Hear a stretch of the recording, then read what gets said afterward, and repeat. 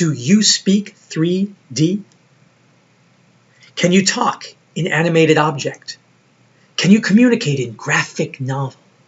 Do you speak in pictures, moving pictures, pictures that move people?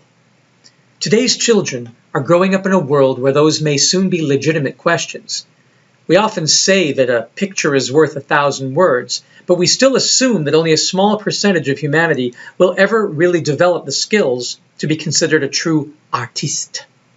Speaking in pictures, moving or static, 2D or 3D, is still considered the domain of experts, but it needn't always be.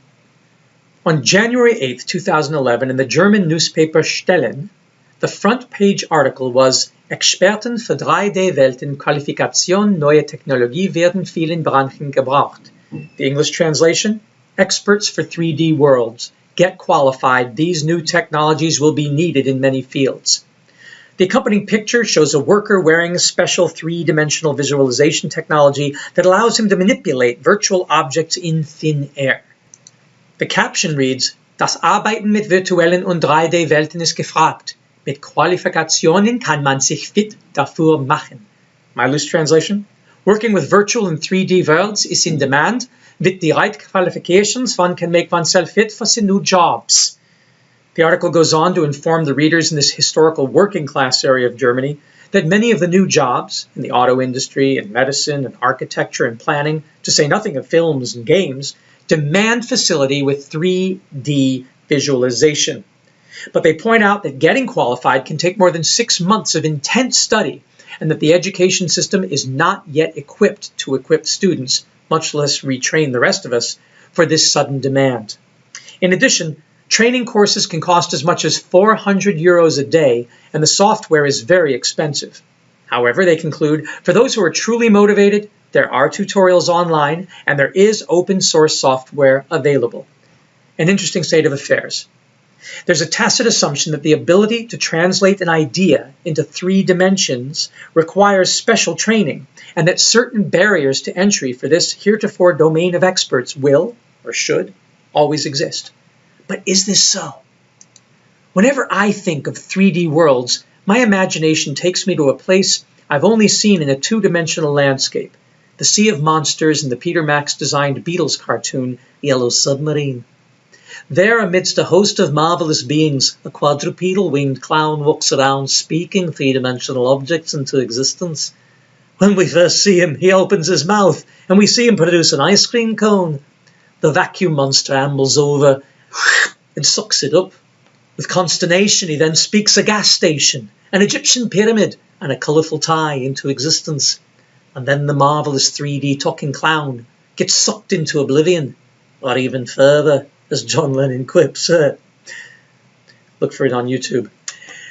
But while this incredible talent for reifying thought gets annihilated and lost to the sea monster gene pool in Yellow Submarine, that great 2-dimensional representation of the way the Beatles made people feel in the late 1960s may be in fact evolving right here in our own 3-dimensional world, here on Earth in the early 2010s. I envision a day not long from now when technology and our facility with it allows us to answer questions by conjuring objects and animated processes into an audiovisual existence in real time. We would describe a building or a motor or even an emotion by instantly placing the object or representational graphic in front of the people with whom we are conversing. On the road to that version of reality, we still have a lot of work to do. But in my mind, it starts with teaching our children and ourselves that it is normal to speak 3D.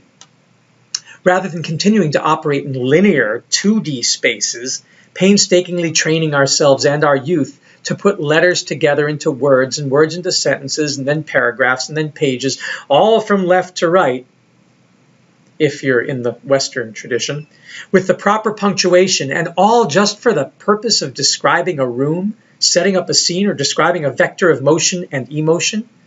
Well, we can now start training them to operate in what my postmodern urban planning professor Ed Soja calls third space, a nonlinear environment where the medium truly is McLuhan's massage and our message. It's like the emojis that people are using today, only taken to the nth degree. The problem with descriptions of third space, also the title of one of Ed's highly stimulating books, is that they normally are only ever done in second space. Ed writes about this brave new world using normal textual conventions. In lectures, he speaks about it from left to right, that is, from beginning to end, following the normal prepared speech for the lecture hall format.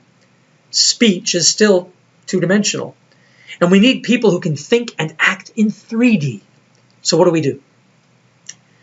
One of my first stabs at training myself to think and speak 3D was to read and study Scott McCloud's mind-opening book, Understanding Comics, The Invisible Art, and then moving on to his equally riveting sequels, Reinventing Comics, How Imagination and Technology Are Revolutioning an Art Form, and Making Comics.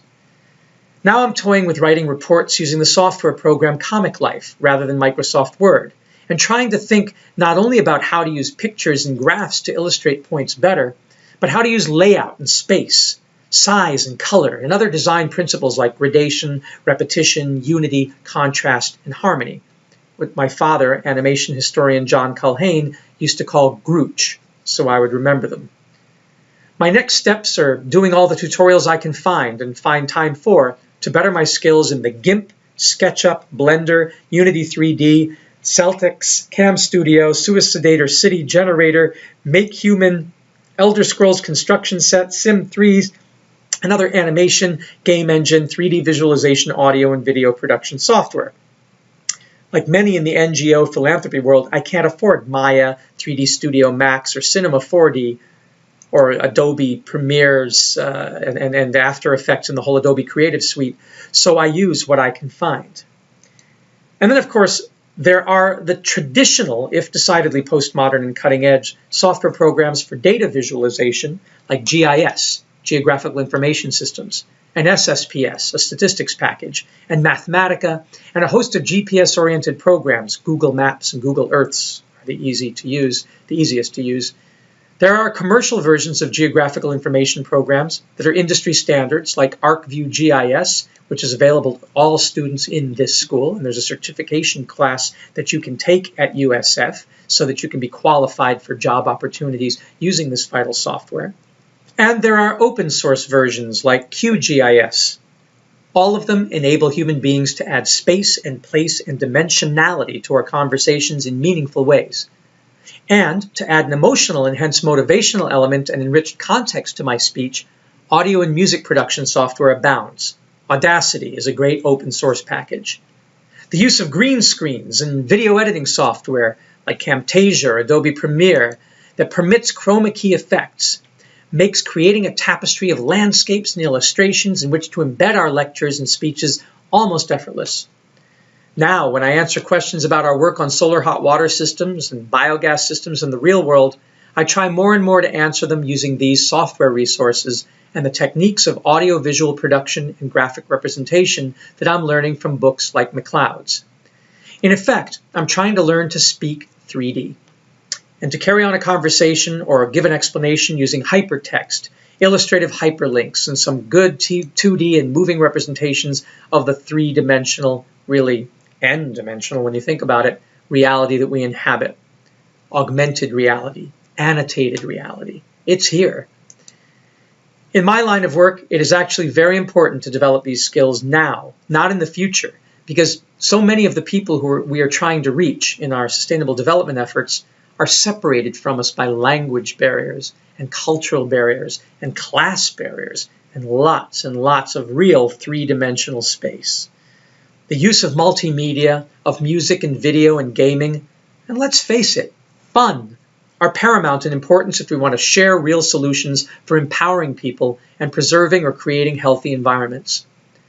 This is a point His Excellency, former Nigerian President Olusegun Obasanjo made both publicly when we presented together at the Melody Dialogue for Civilization Conference in Geneva, Switzerland, and privately when I stayed at his home one summer building biodigesters with his family and community in Abeokuta, Nigeria. We are both on the board of the UNESCO-sponsored Melody Dialogue organization because we and many others, like Melody Dialogue founder Mehri Madashahi and 5D founder Tali Krakowski, and I and Mike Bonifer of Game Changers, think all of us who participated in the FMX conference all of us believe that we must act now to use all available channels of communication for the necessary dialogue about real things that humanity must come together on to preserve and better civilization. And so this was the intent of creating a forum that I did called Blending Realities on Facebook, to create multiplier effects and accelerators, share insights and skills so that we can be part of that evolving generation of human beings who not only thinks, but who eventually, inevitably, will speak in surround sound, melodic and musically intoned, audio-visually enhanced, animated 3D. Or should we say 5D? Can you speak 5D?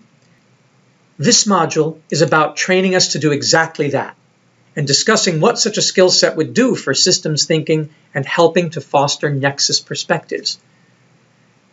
Last year, Dr. Robert Domenghi, who is a foreign affairs officer for the U.S. State Department, spoke to the faculty of Patel College about the importance of this form of digital literacy combined with the hands-on learning and appropriate technology that we're trying to be famous for.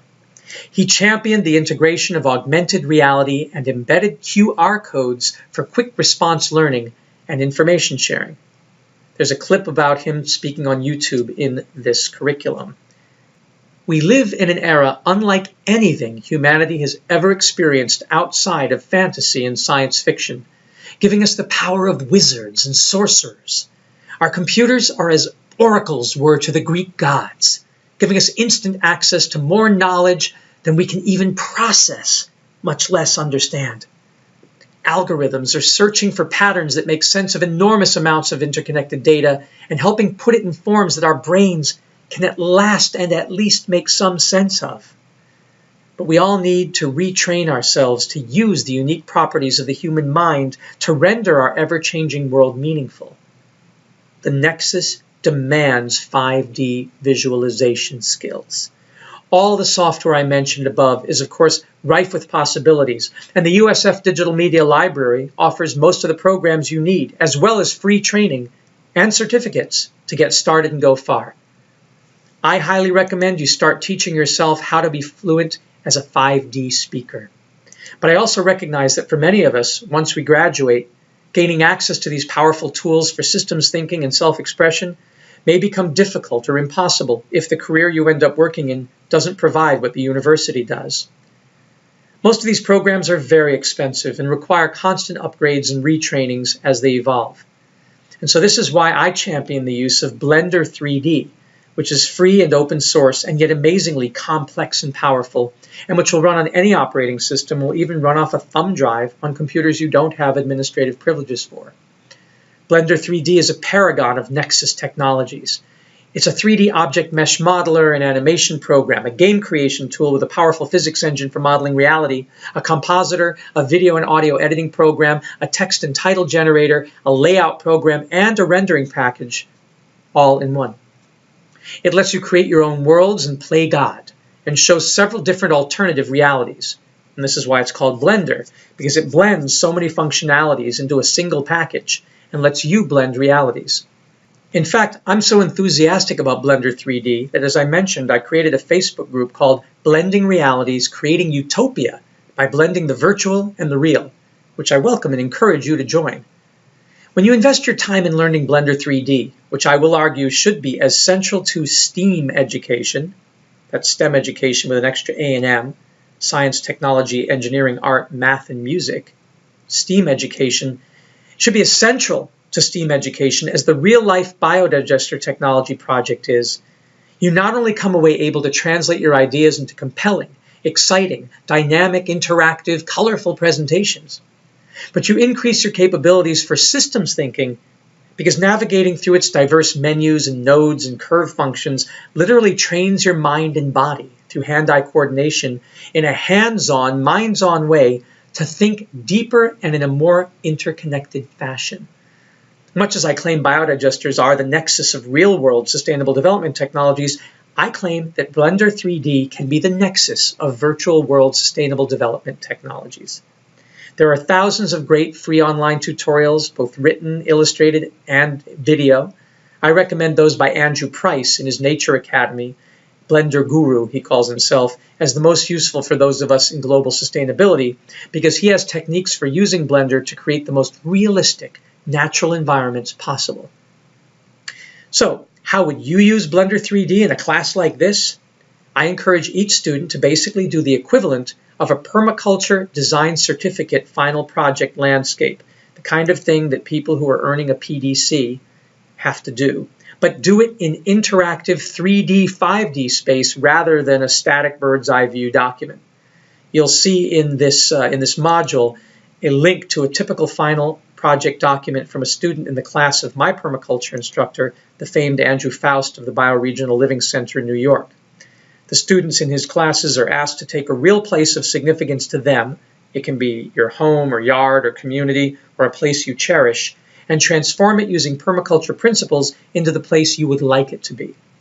Remember, Gandhi said, "Be the change you would like to see in the world." In permaculture, we want the places we live in to be the change we would like to see in the world.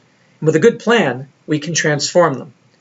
Blender 3D, of course, lets you transform that landscape into one you can walk through, fly over, look around, experience from different angles, just as if you were in a video game. And if something you did doesn't feel right experientially, you can then go ahead and change it at a very low transaction cost, just your time reworking objects on the computer. It allows alternative realities to be tried out. What I encourage all of my students to do is, as with a permaculture design course, start with a static map of the landscape you want to see transformed with Nexus thinking, and bring it into Blender and start populating it with 3D objects. First, with the existing objects that are already on scene, and then bit by bit with the ones you would like to see, transforming the landscape into your vision for a better reality. You want to know how to do it? We have a link here that you follow, which takes you a tutorial assignment that I've done on how to use Blender 3D to visualize the Nexus through creating a sustainable landscape. It includes a video tutorial you can follow along, and then the USF Canvas system has a plethora of Blender tutorials that you can do to become an expert at making your world, at least virtually, a better place.